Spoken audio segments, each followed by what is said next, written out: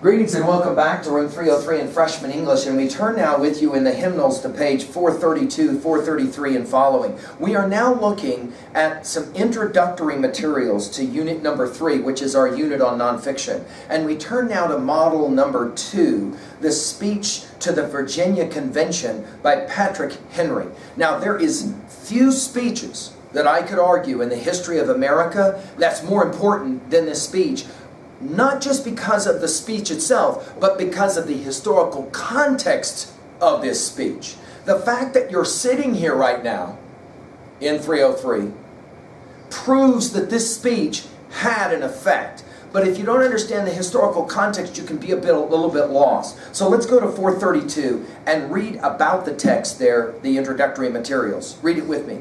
In this famous speech, Patrick Henry, write your dates down for Patrick Henry, 1736 to 1799, denounces the British king and urges the colonists to fight for independence.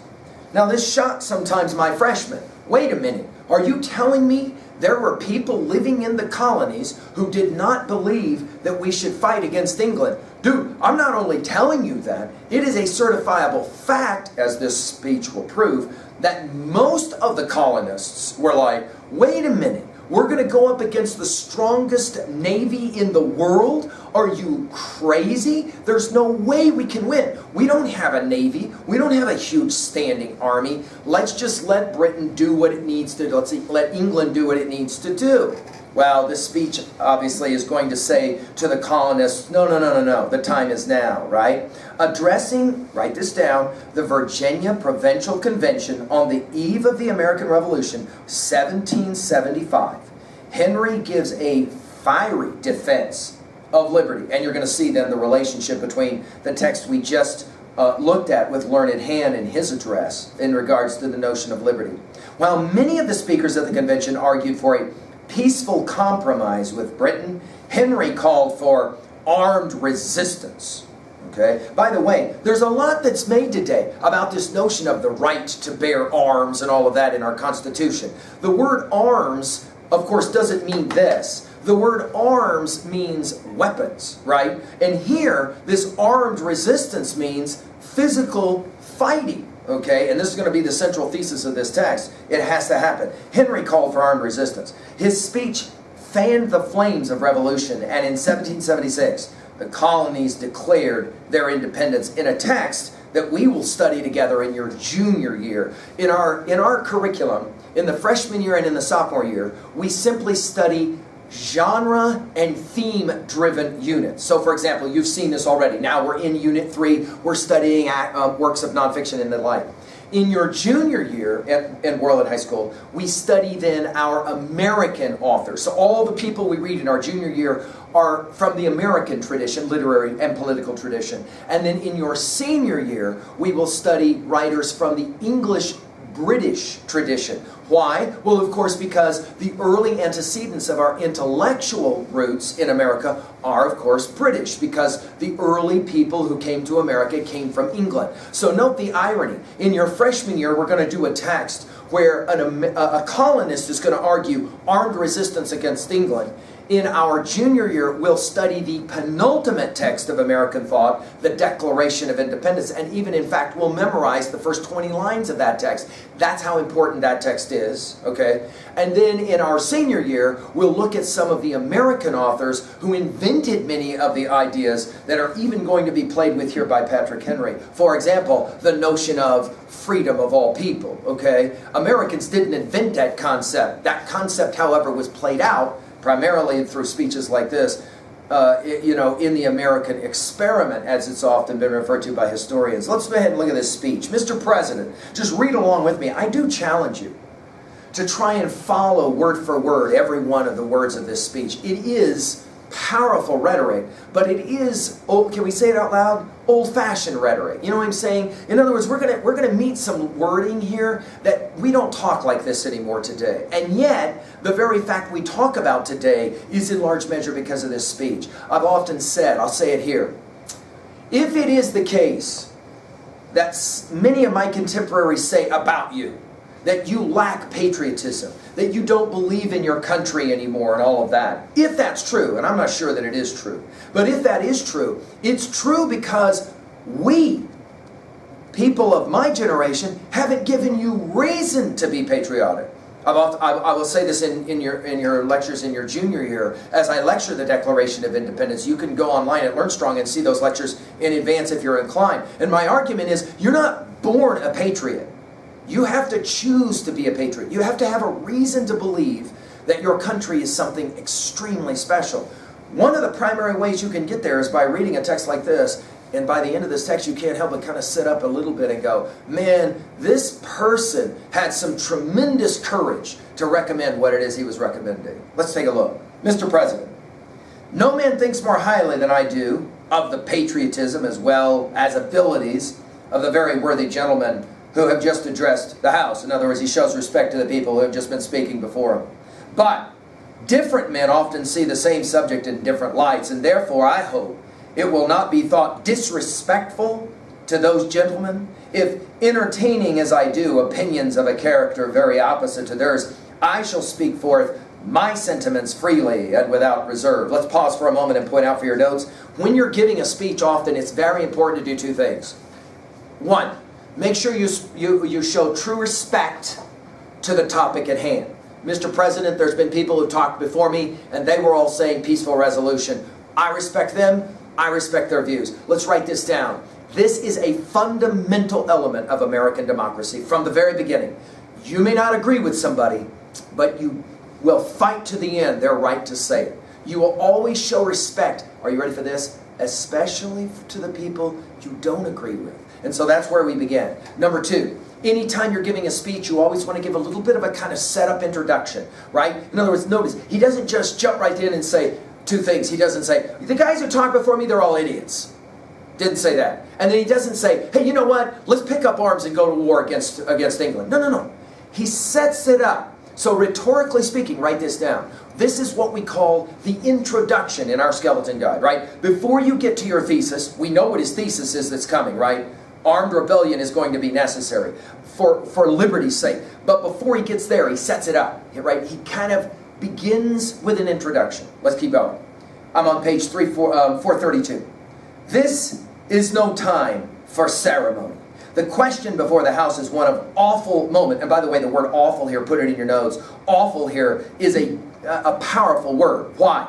Awful here comes from the word awe, which means wonder, respect. In other words, what he's saying is two things. This is not only a scary moment, because we got some serious choices to make, but it's also an important moment. It's a moment where we should sit up and take note. But notice he says it's not a time of celebration. We have not done anything yet worth celebrating, even though it's remarkable what has already been accomplished. The point is right. For my own part, I consider it as nothing less than a question of freedom or slavery. Notice your sidebar here about point of view. In this opening, Henry begins to lay out his point of view. British rule is depriving colonists of their liberty. By the way, a lot has been written and said, and we'll have more to say about this in your junior year, that at the very beginning of the American tradition, American speakers and thinkers like Henry were diametrically opposed to slavery. Let's go ahead and put it in our notes. Now, there's a dark irony about this, right? As we look at American history, we'll say, if he says the choices are freedom or slavery, well then how in heaven's name could we ever have had the institution of slavery in America? This is one of the profound questions we try, of course, to answer in our study of American thought. But the very fact that slavery is part of the institution does not take away the compelling realization that freedom sits at the heart of the American experience. Let's keep going. And in proportion to the magnitude of the subject ought to be the freedom of the debate. It's an interesting idea. In other words, we should be free to debate the idea of freedom. Let's write that one down. We should be free to debate the idea of freedom. It's only in this way that we can hope to arrive at truth and fulfill the great responsibility which we hold to God and our country. We should point this out. This is important. Our historical antecedents are rooted in a conviction that what was happening was predicated on the will of God. No question about it. And of course, we're going to hear this notion. I mean, it's even there in on your paper, money, and God we trust, and all of that. Now, obviously, there's a whole debate about that topic, but let's not neglect the fact that it's here. It's right here in the speech itself. In other words, we are here because we're supposed to be here. There's a powerful idea of determinism in play. God has willed that we are here. This is what we have to do. Notice, he is removing the idea of much choice. We don't have a choice. And let's make a point already at 3a. When you study my comments on the Declaration of Independence in your junior year, you'll hear Jefferson playing the exact same game. It is necessary, right? We don't have a choice, is the way he's going to argue. Should I, he says, keep back my opinions at such a time, through fear of giving offense, I would consider myself as guilty of treason toward my country, and an act of disloyalty towards the majesty of heaven, which I revere above all earthly things. In other words, let's put it in our notes this way. He says, if I don't speak my mind, if I don't challenge you to think about this armed rebellion against England, you can constitute me as two things: a coward and a traitor to my country. Whoa! So we got some compelling words that are coming, but notice, important for your notes at the rhetorical level at 2b, notice he hasn't yet said what it is his primary thesis is. Notice, he hasn't actually said, I'm going to disagree with the guys who just talked. He has set up his position, his thesis, with some powerful words where he has said two things. I respect what's been said and done before, but now I'm very interested in another view. I'm going to present another view. Are you ready for this? The fact you're sitting here is that other view. Whoa, whoa, whoa, whoa. I hope you heard what I just said.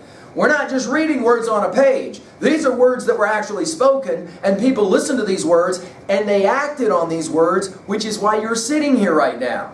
You're not sitting here right now if a speech like this isn't given. And I think that's compelling as we play this game together of learning how to read at multiple levels. There is something profoundly important about understanding history through words like this. All right, that's first paragraph. Let's look at the second paragraph. Mr. President, at the bottom of 432. Mr. President, it is natural to man, and remember that we are using the word man to mean, of course, here, man, men, but we today read this, of course, with more inclusive language. It is natural to man to indulge in the illusions of hope. We are apt to shut our eyes against the painful truth and listen to the song of that siren till she transforms us into beasts. Two observations to begin with. First of all, he says it. It's much easier to act like children and to shut our eyes and pretend like nothing is happening. Nothing is wrong. I will often say this to freshmen in my lecture when I talk about the thing in your net. That is to say, your weaknesses, your intellectual weaknesses. Mr. McGee, I hate to read. I'm a terrible reader. Great, here's a book. No, you didn't hear me. I really hate to read. Whoa, you really hate to read. Here's 2 books. No, I'm telling you I hate to read. That's the thing in the net. That is to say, that's your weakness. That's the thing that's keeping you. It's easy for freshmen to say, well, I guess I'm just not very good at math. I guess I just won't learn math. No. He says it. That's the act of a child. A child pretends like there's nothing actually that I can do. I'm going to pretend like there's nothing going on. He says it. It would be much easier to pretend like we're not at a monumental moment. Number 2, he references in an allusion, A-L-L-U-S-I-O-N, a reference to a literary text that he knows everybody's going to know back then. That is the song of the siren, especially that famous witch named Circe in the Odyssey, who turns all of Odysseus' men into pigs when they eat her food, right? In other words, the illusion that's being made here is powerful. Why? Because without saying it, what Patrick Henry is saying is, we got a major choice to make, just like Odysseus and his men had to make. Wait a minute, Odysseus and his men weren't just out on a pleasure cruise. What were they doing? Coming from the city of Troy, where they had won the war, thanks to Odysseus, back to Ithaca, and they were trying to get home. In other words, they were on an odyssey. The argument here is, we're on an odyssey. This is a political odyssey. We got a history thing going down here, and we got to pay attention to it. And then the next lines on 433. Is this, notice the question, right? A rhetorical question. Is this the part of wise men engaged in great and arduous, that means hard, struggle for liberty? Are we disposed to be of the number of those who, having eyes see not, having ears hear not, and the things which so nearly concern their temporal salvation, temporal meaning of this earth? Notice your rhetorical devices points out here that for Henry, his point of view clear using rhetorical questions and charged language. His listeners will want to be counted as wise men, not as those who see not. By the way, this is also a biblical allusion as well, for those of you that know your biblical text. For my part, notice he keeps saying this, for my part, whatever anguish of spirit it may cost, I'm willing to know the whole truth, to know the worst, and to provide for it. In other words, I want to know the truth. Let's write this one down. This is huge. Henry, at the very beginning of our country's history, is going to say, truth is important. It matters. And what you understand as truth matters. And just because you run away from a problem doesn't mean the problem is going to stop, he says. Third paragraph. So if you're outlining it at level 1, think about it this way. What's he do in paragraph 1? One sentence, write it down. What's he now do in paragraph 2, second sentence? Well, in paragraph 1 he says, I respect what's been said. In paragraph 2 he says, we got a serious problem. We can't run away from a serious problem like this, pretend like it doesn't exist, if you will. Well, I wonder what he's going to say in paragraph number 3. Let's take a look. I'm on page 433. I have but one lamp by which my feet are guided, and that is the lamp of experience. I know of no way of judging of the future but by the past. The great Harvard philosopher Santayana will say, those who forget the past are doomed to repeat it. It's ironic that today, of course, very rarely do we read this text. And that, I think Patrick Henry would say, is a serious neglect and a problem in our own country. You gotta understand the present by appreciating the past, he says. Keep going. And judging by the past, I wish to know what there has been in the conduct of the British ministry for the last 10 years to justify those hopes with which gentlemen have been pleased to solace comfort themselves in the House. Is it that insidious smile with which our petition has been received lately? Notice your word choice here. Henry uses the connotations or emotional associations of insidious, meaning evil or treacherous, to create a memorable image of British power. In other words, we brought them comments, we brought them writing, and they kind of give us this nasty smile, right? Insidious smile. Trust it not, sir. It will prove a snare to your feet. Suffer not yourselves to be betrayed with a kiss. Again, another allusion to biblical. For those of you that know, Jesus Christ was betrayed by Judas with a kiss. Ask yourself how this gracious reception of our petition fits with those warlike preparations which cover our waters and darken our land, our fleets and armies necessary to a work of love and reconciliation. Have we shown ourselves so unwilling to be reconciled that force must be called in to win back our love? Let us not deceive ourselves, sir. These are the implements of war and subjugation, the last arguments to which kings resort. Now, this is central for 2 reasons. 1, he will paint England as treacherous, as mean, as nasty, as planning to subjugate, that is to say, to enslave. Number 2, notice he says that when leaders begin to use force, physical force, this is their last argument. Meaning what?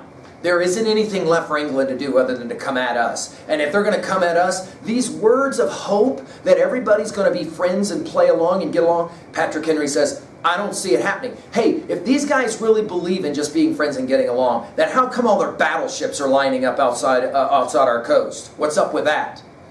It's a very... Notice, he doesn't come right out yet and say what his thesis is, but he's definitely kind of inferring it, right, through his rhetoric. Let's look at the next paragraph.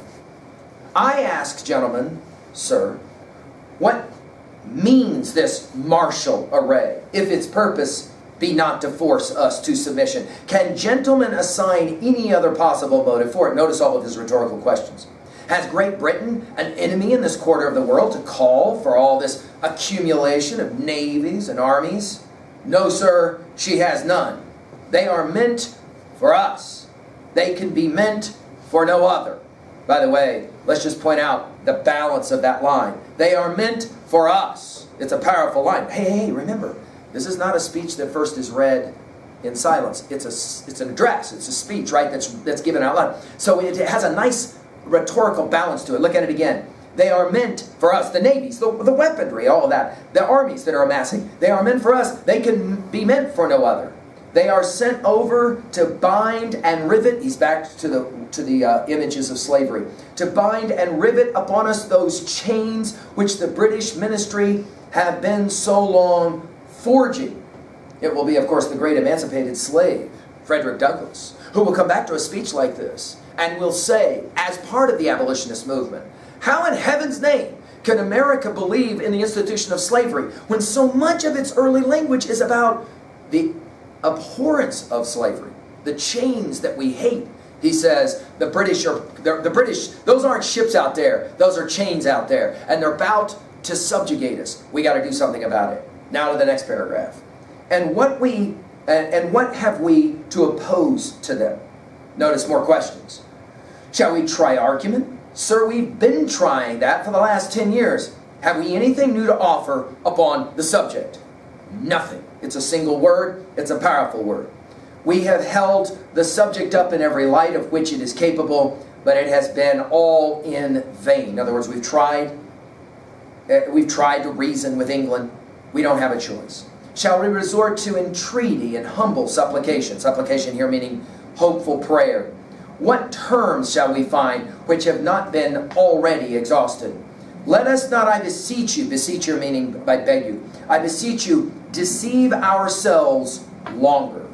Sir, we have done everything that could be done to avert the storm which is now coming on. We have petitioned. We have remonstrated. Notice again this repetition, right? This parallelism. We have supplicated. We have prostrated ourselves before the throne and have implored its interposition. In other words, we've asked England over and over again, and more particularly, of course, the throne, the king, for help, and it's not come. To arrest the tyrannical hands of the ministry and parliament. I'm on page 434, top line.